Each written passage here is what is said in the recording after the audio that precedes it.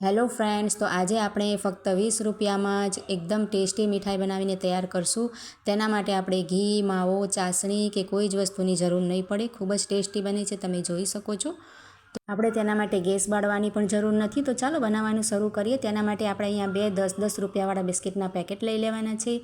મેં એક અહીંયા પાર્લેજી લીધા છે અને બીજા જે બ્રાઉન આવે છે ક્રીમવાળા તે લીધા છે. તમે તમારી પસંદના મેરી બિસ્કિટ કે પછી ઓરિયો બિસ્કિટ પણ લઈ શકો છો. હવે આપણે બિસ્કિટને આ રીતે પાર્લે બિસ્કિટને કટકા કરીને આપણે મિક્સર જારમાં એડ કરી દઈશું અને થોડાક મોડા હોય છે એટલે 1 થી 2 ચમચી ખાંડ ઉમેરી દઈશું. અને હવે આપણે આ રીતે તેને પીસી લીધું છે. બિસ્કિટને સરસ રીતે પીસી લેવાના, એકદમ ભૂક્કો થાય એ રીતે. અને ત્યાર પછી એક બાઉલમાં એડ કરી દેવાના છે. તો ફાઇન પાવડર ના હોય તો તમે તેને ચાળી શકો છો પાવડરને. અને હવે આપણે 2 ચમચી જેટલું મિલ્ક પાવડર એડ કરી દેવાનું. તો તેનાથી ખૂબ જ સરસ ટેસ્ટ આવે છે, માવા જેવો. અને હવે આપણે મિલ્ક પાવડરને આ રીતે બિસ્કિટમાં સરસ રીતે મિક્સ કરી લઈશું. અને ત્યાર પછી અહીંયા મેં મિક્સ ડ્રાયફ્રૂટ ઝીણા બારીક કટ કરેલા એડ કરી દીધા છે. અને હવે આપણે અહીંયા ફ્રેશ મલાઈવાળું દૂધ લઈ લીધું છે. તે આપણે તેમાં ઉમેરતા જઈશું. થોડું 3-4 ચમચી પહેલાં ઉમેરવાનું અને પછી આ રીતે મિક્સ કરવાનું.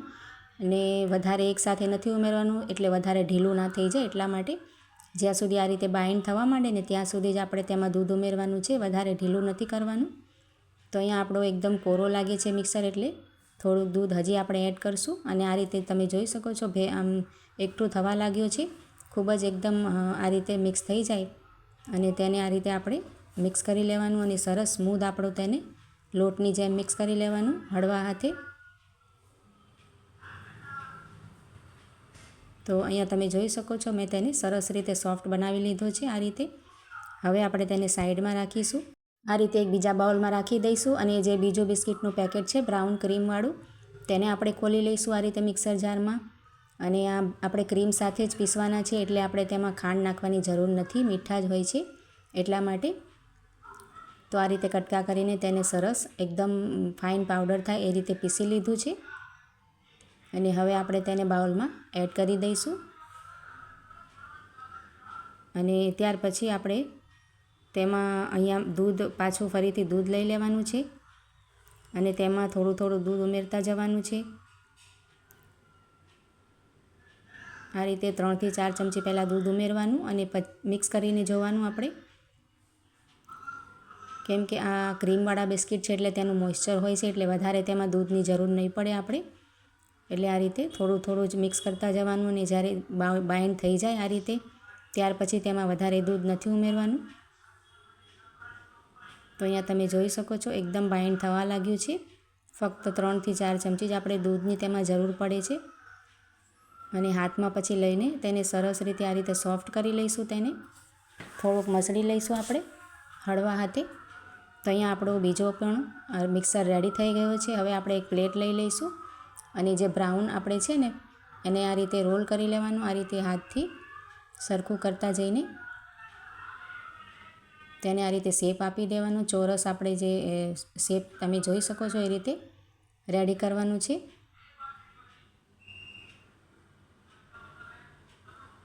તો ખૂબ જ સરળતાથી આ મીઠાઈ બને છે અને ખાવામાં અને દેખાવમાં બંને ખૂબ જ સરસ લાગે છે. આ રીતે આપણે ઘરે જ એકદમ સસ્તામાં મીઠાઈ બનાવીને તૈયાર કરી શકાય છે. હવે આપણે આ રીતે એક પ્લાસ્ટિકની કોથળી લઈ લેવાની અને તેમાં આ રીતે આપણે જે તૈયાર કરેલો રોલ છે ને એ રાખી દેવાનો અને તેને આ રીતે ફોલ્ડ કરી લઈશું સરસ રીતે. આ રીતે ટાઈટ આપણે તેને ફોલ્ડ કરી લેવાનું છે. અને આપણે તેને 5 મિનિટ માટે ફ્રીજમાં રાખી દઈશું એટલે સરસ સેટ થઈ જાય. અને ત્યાં સુધી આપણે જે પાર્લેજીનું આપણે મિક્સર બનાવીને રાખ્યું છે ને તે આપણે લઈ લઈશું. અને તેના લીધે પણ આપણે એક પ્લાસ્ટિકની શીટ લઈ લેવાની છે. આ રીતે થોડોક તેને સરખો કરી લઈશું. અને જે આપણે પ્લાસ્ટિકની શીટ રાખી છે તેને ઓઇલ વડે થોડોક ગ્રીસ કરી લઈશું એટલે આપણે જે મિક્સર છે એ ચોંટે નહીં. અને આ રીતે હથેળીથી આપણે તેને પહેલાં આ રીતે ફેલાવી દઈશું. અને ત્યાર પછી તેની ઉપર બીજો પ્લાસ્ટિક રાખી દેવાની છે. તો ગ્રીસ કરીને રાખશે એટલે આપણે ચોંટે નહીં. અને સરસ રીતે આ વેલણની મદદથી તમે જોઈ શકો છો તેને આ રીતે વણી લઈશું. એટલે થોડોક મોટો આપણે વણવાનો છે. આ રીતે ખૂબ જ હળવા હાથે વણશું એટલે સરસ રીતે થઈ જાય છે. અને કિનારી આપણે ફાટે એટલે કંઈ ચિંતા કરવાની જરૂર નથી, કેમ કે આપણે તેને છરીથી કટ કરીને સરખું કરી શકાય છે. તો તમે જોઈ શકો છો આ રીતે મેં વણી લીધું છે અને હવે આપણે કિનારીને આ રીતે છરીથી કટ કરી લેવાનું.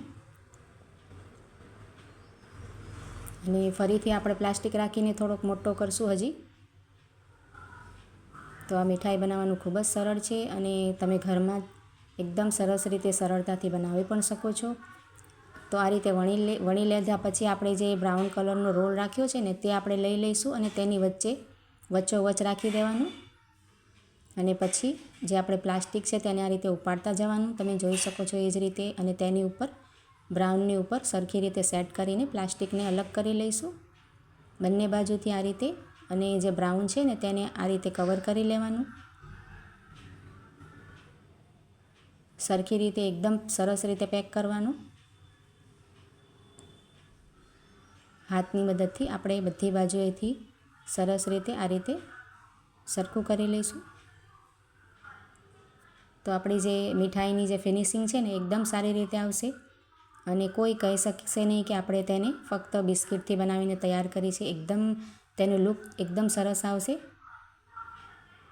અને ત્યાર પછી સરખું કરી લીધા પછી ફરીથી તેને આ રીતે પ્લાસ્ટિકમાં રોલ કરીને આપણે પાછો તેને 5 મિનિટ માટે ફ્રીજમાં રાખી દઈશું.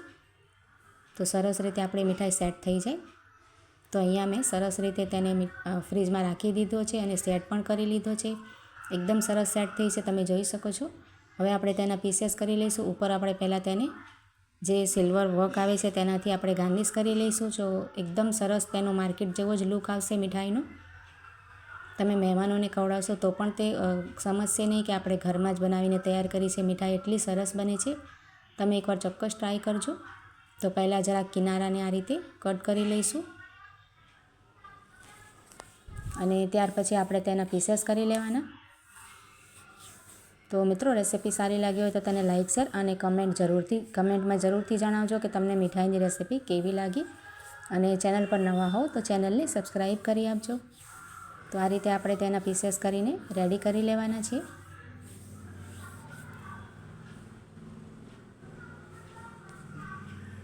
તો તમે જોઈ શકો છો એકદમ સરસ આપણી મીઠાઈ બનીને તૈયાર થઈ છે. તો તમે પણ આ મીઠાઈને ચોક્કસથી ટ્રાય કરજો. ખૂબ જ સરસ લાગે છે. તમે તેનું ટેક્સચર જોઈ શકો છો.